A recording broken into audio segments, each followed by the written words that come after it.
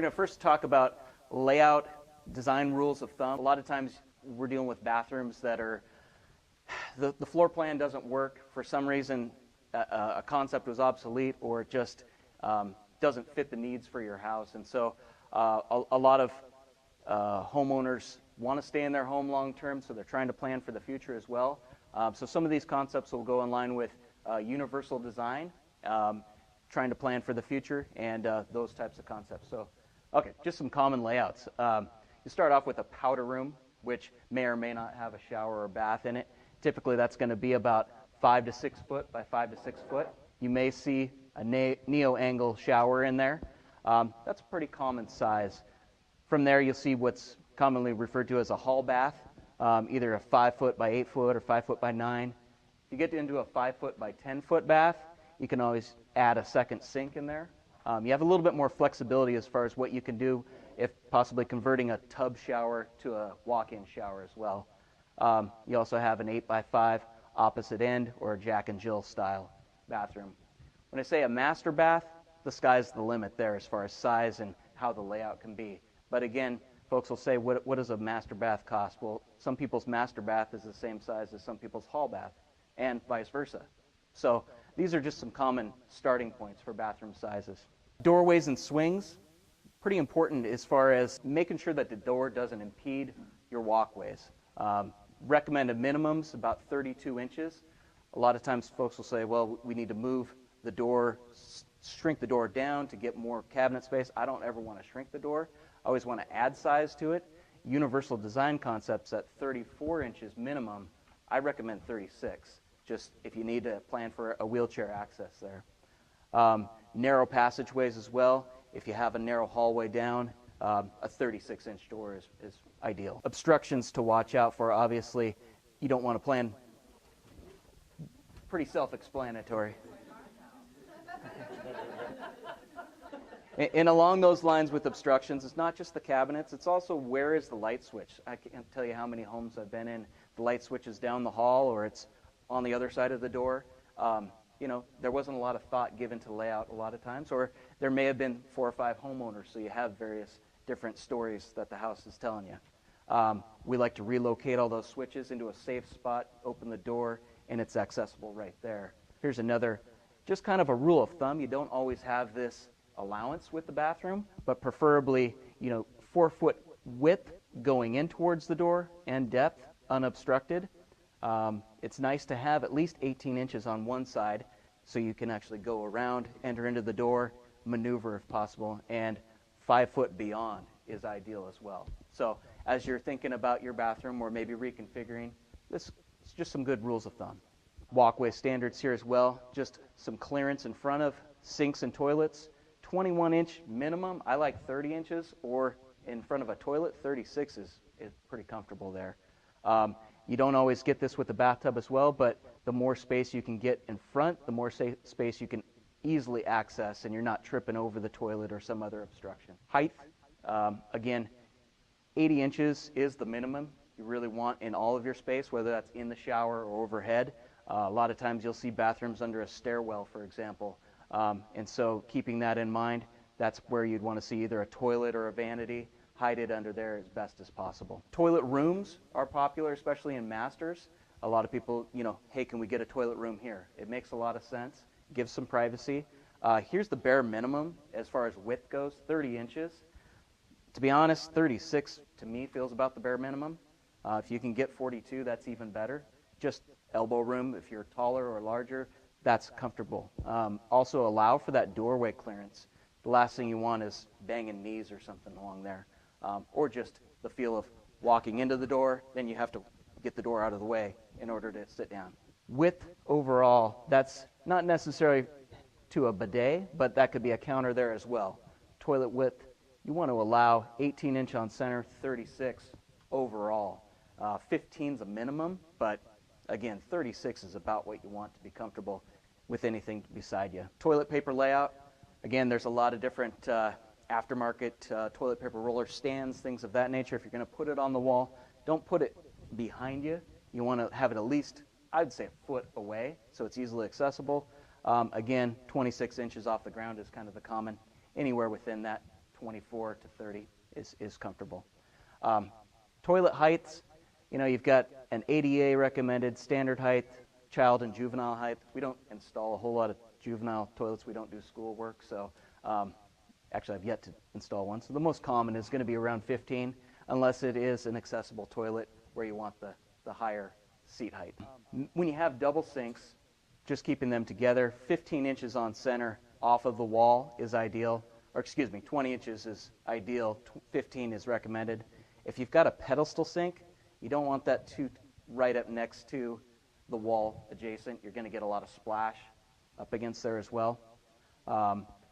Double sinks, 36 on center, 4 inches minimum, but really you want to have as much space as you can to separate those sinks, just so that you have areas for sundries and various items. Countertop height, a lot of older homes that we'll go into, we'll see counters around 28 inches high, 30 inches high. So common, it was slowly getting that up. In the 90s, it was in the 32 range. Now you'll see it actually the same height as kitchens at 36-inch height. That's pretty standard. Sometimes if you've got a taller user, you might want to go even above 36 for comfort. As far as depth goes on that, 21 inches is actually the preferred depth in a bathroom, just to save space, whereas in a kitchen you'll have the depth which sets at about 24 inches.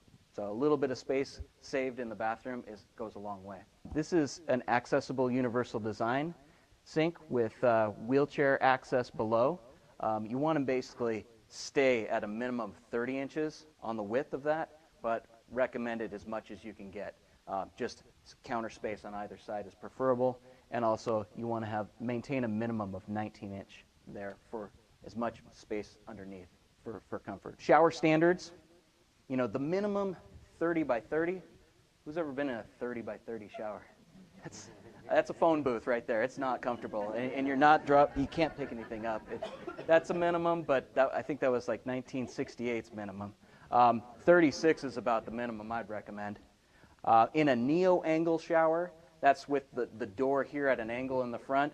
Again, 32 by 32 outside, but that gives you 30 in the center. Still going to be pretty tight. If you're planning on incorporating a seat into the shower, allow for that seat to fold down and then maintain the 30 by 30 here. You don't want to have a seat that gets you right underneath the shower head, for example, or you'll be missing. Here's some access standards to consider if you're planning for wheelchairs or walkers. This would be side space where you have 36-inch width, and then you want to also allow for 48 inches at least to get in and comfortably, safely move to a seat here. Again, this is shown as 36 by 36. Ideally, you want to get as much shower width there as you can. Depth is okay, but it's the width that you can comfortably maneuver in.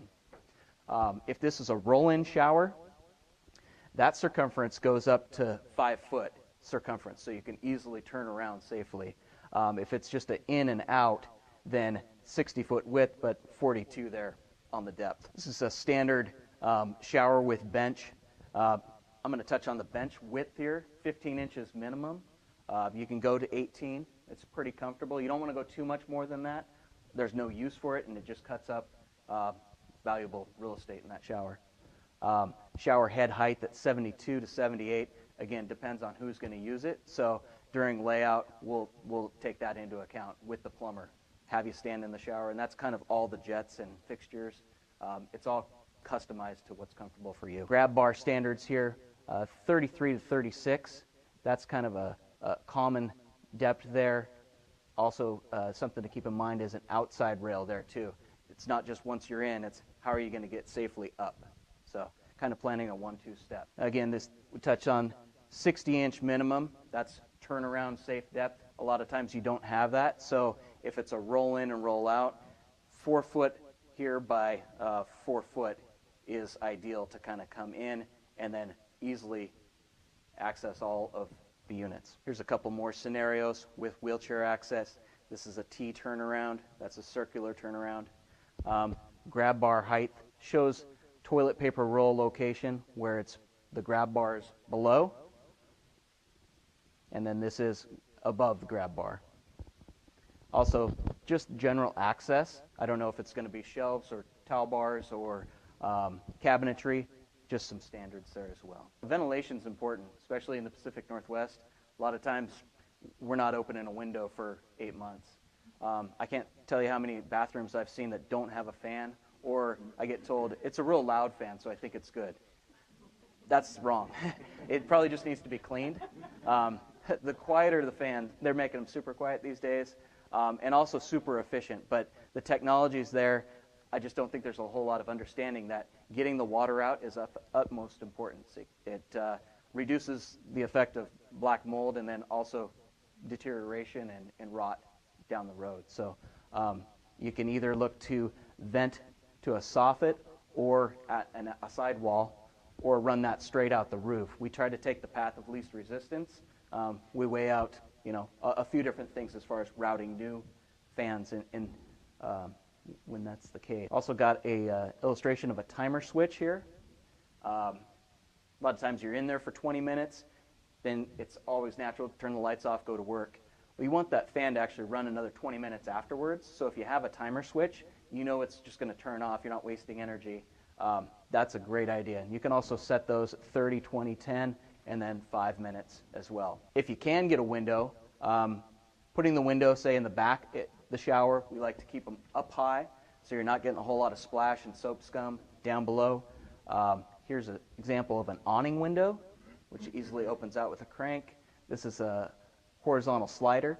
Obscured glass is usually preferred, but if there is a chance to have a window, it's just a 1-2 combination with a fan. So getting that wet air out, getting clean air through is ideal. I'm not going to talk too much about codes because they vary from jurisdiction to jurisdiction. Just some good rules of thumb. All circuits in the bathroom should be GFCI protected. Does everybody understand what that entails? A lot of older homes still are not. A lot of older homes, too, will go into, and we have to plan to run dedicated circuits to the bathroom as well, because they may be also feeding the kitchen and the bathroom and the dining room, for example.